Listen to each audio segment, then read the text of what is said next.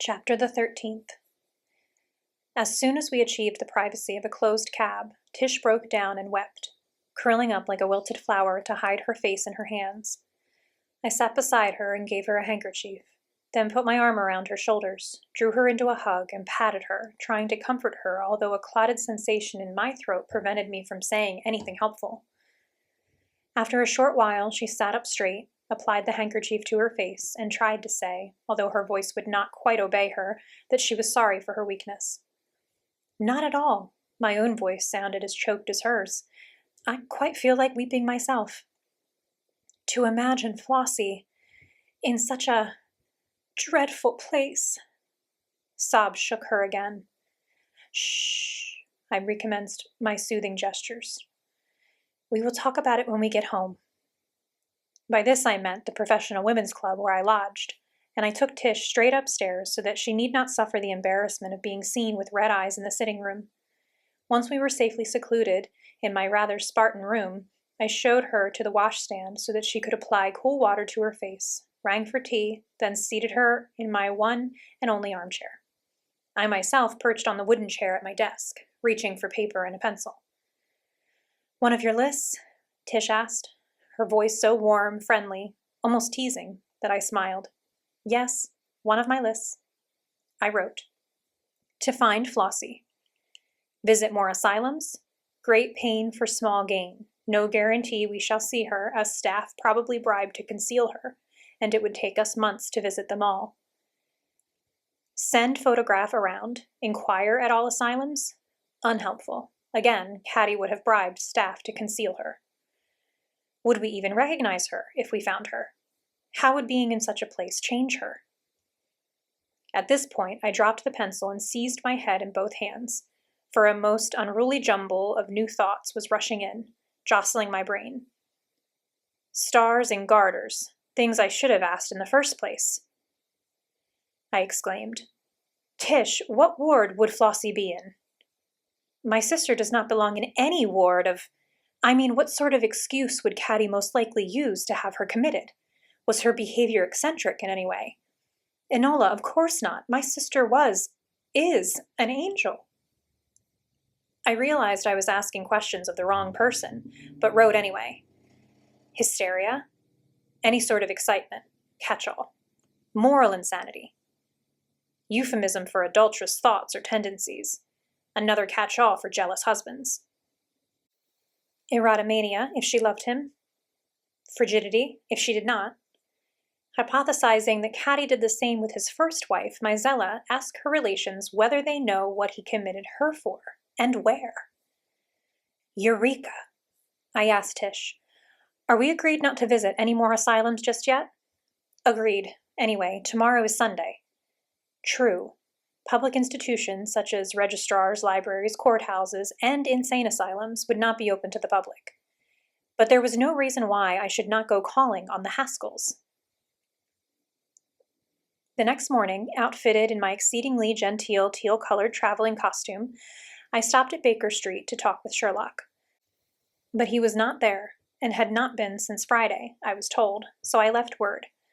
Gone to call on the Haskells in St. John's, with the date, and then caught a train to Surrey. Luckily, I was able to bypass Dorking and its livery stable and Jezebel. Getting off at the next stop, where I had luncheon, then rented a horse, driver, and light carriage for the day. As the driver hitched up, I explained to him that I needed to go calling upon some Haskells in order to complete my family tree. I hope I can still find some Haskells living in the St. John's area. Yes, indeedy, miss. A well-upholstered and genial man, he all but split his broad, florid face with a smile. The Haskells got deep roots in St. John's, and ain't no more likely to take up and leave than if they was a coppice of trees. Which one you want to see first? I had thought this out, because I could not ask for Mizella's mother without starting gossip, and because male family members generally inhibit frank conversation, I replied, I would prefer a single or widowed woman, if possible, perhaps an older one. Why, then I'll take you straight to Dame Haskell herself. I agreed, and he took me for a pleasant drive across the pretty Surrey countryside, much more pleasant than my jaunt with Jessie. Peering out of the carriage windows, I saw St. John's to be a picturesque village and my destination, as I was conveyed off the main road and up a drive, a large, comfortable-looking, plaster and whitewash farmhouse. Dame Haskell's title was honorific then, and I would not be dealing with people of rank. With all due courtesy, my driver left me at the front door, opening the carriage for me and assisting me out as if I were porcelain and might break, then abandoned me for the sake of chums in the barn or stable. But there was no need for me to stand knocking at the door. It opened, and a smiling, gingham-clad housemaid beckoned me in. "I am so glad you are not a butler," I told her. Unabashed, she laughed. "No, I'm just Sally, miss. Why don't you walk right on through? You'll find Mrs. Haskell in the garden." There was no need for her to guide me, for in this forthright old house one followed a straight path from the front door to the back. The scrubbed country feeling of the kitchen I passed through reminded me of Mrs. Lane's domain in Ferndale Hall, my childhood home.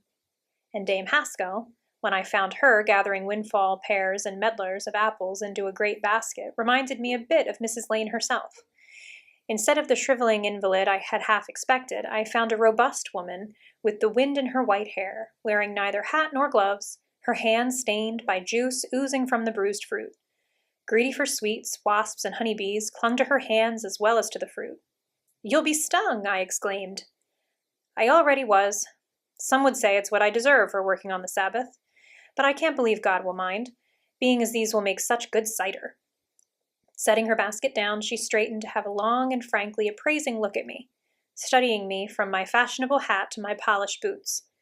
Rather than embarrass the condition of her hands by offering a card, I smiled and let her look. She spoke abruptly. "You came all the way out here from the city." This sounded like a statement rather than a question. "Quite.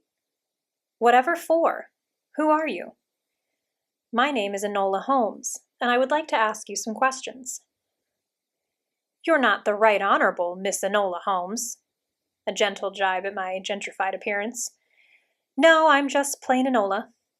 "And why are you asking questions, just plain Enola?" I wished I could answer this dowdy countrywoman as directly as she questioned me, but Mizella Haskell's fate was far too delicate a matter to broach straight on. I said, "I am representing the family of Felicity Glover Rutcliffe, second wife of the Earl of Dunhenge. He has informed them by letter that she recently passed away and was cremated. Her loved ones suspect otherwise, and thus beg to know what truly happened not only to her, but to his first wife." Dame Haskell took a long breath, let it out slowly, then without a word she marched to a nearby pump, where she washed her hands and dried them on her apron. Beckoning me to follow, she led the way to a secluded stonework bench at the far end of the garden.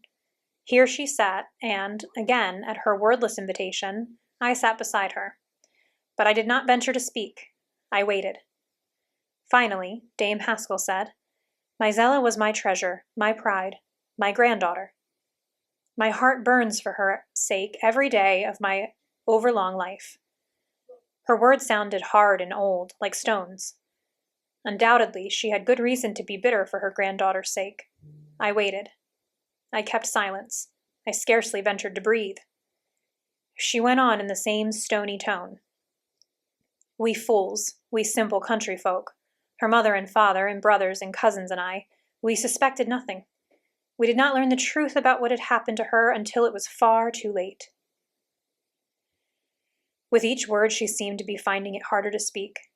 I nodded, leaned forward to gaze into her face, and implored her, with my hands, to go on. Eventually, she got some words out. "How did this lady— what was her name?"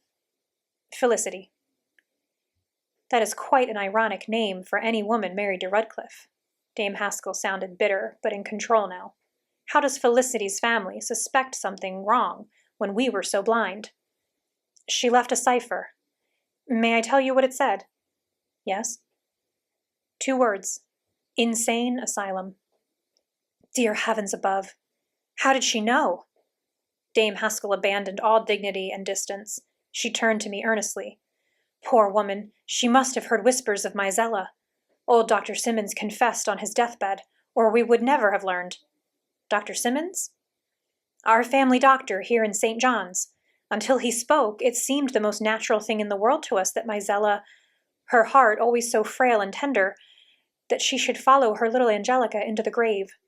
Although for Mizella there was no grave, just that devilish cremation. Still, clod-witted farmers that we are, we suspected nothing. But Dr. Simmons knew all, and for nearly a decade it had weighed heavy on his conscience that he had let Lord Cadogan bribe and bully him until he signed the paper to have our sweet girl committed on account of nervous excitement. Another term for hysteria. Committed where? I spoke more vehemently than I should have. This could be the key to finding Flossie. But old Mrs. Haskell smiled ruefully, understanding my eagerness as well as if I had spoken my thought aloud. A wretched, unhealthy place along the Thames, Miss Enola. We arrived to find Mizella in the throes of mortal illness, only just in time to comfort her as she perished. God rest her sweet, so sorely wronged soul. And then, there was nothing we could do about the Earl of Dunhench. But we could and did set about having this so-called asylum condemned. It has been torn down and demolished. It no longer exists.